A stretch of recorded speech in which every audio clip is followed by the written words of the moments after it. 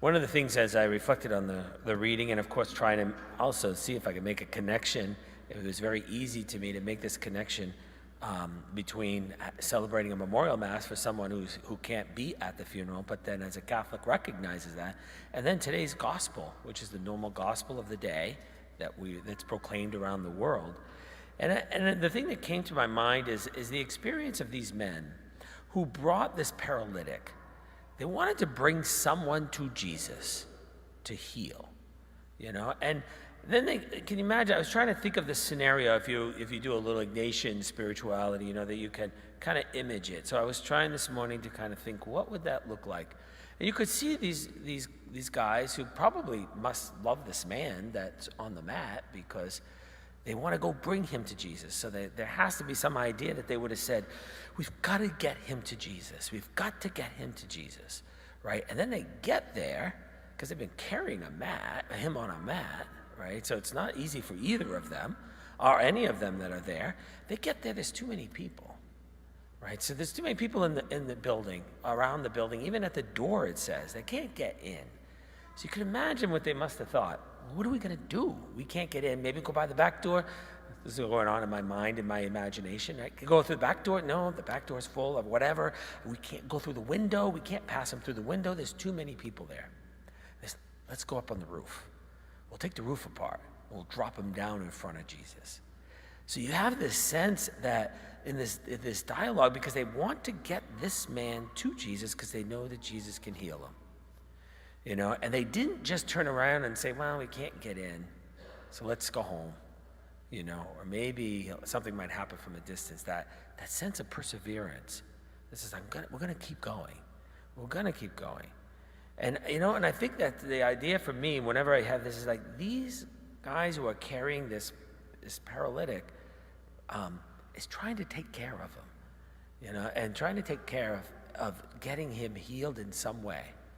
And it just called me, to kind of remind how important it is that we take care of each other. Bring each other to Jesus, our own community, our own families for sure, but even each other.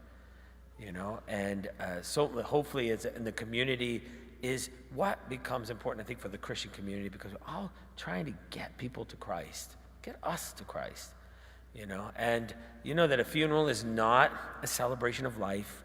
We don't keep talking about the person who died. What we do as Catholics is we pray for the person who's died. We bring that person to Jesus, ask to forgive any of the sins, and then hopefully pray for the people who remain.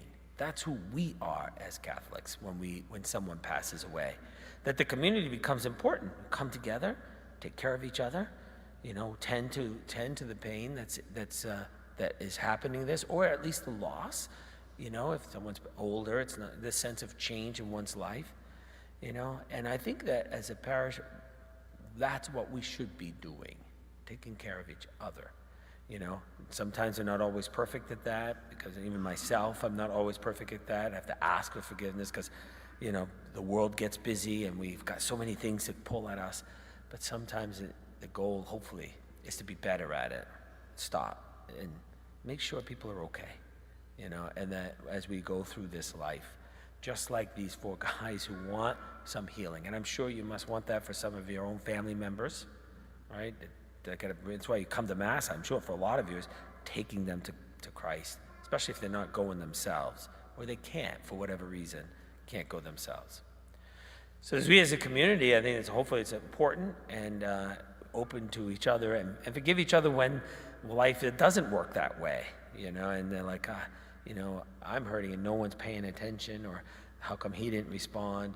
But recognize that if that's at least the goal that we have, to make sure that anyone who's hurting in our midst knows of a loving community that's always ready to let me know what's happened. I'll see how can I help. And today, one way we help is to pray for Etna's soul and for her daughter, who's part of our own community.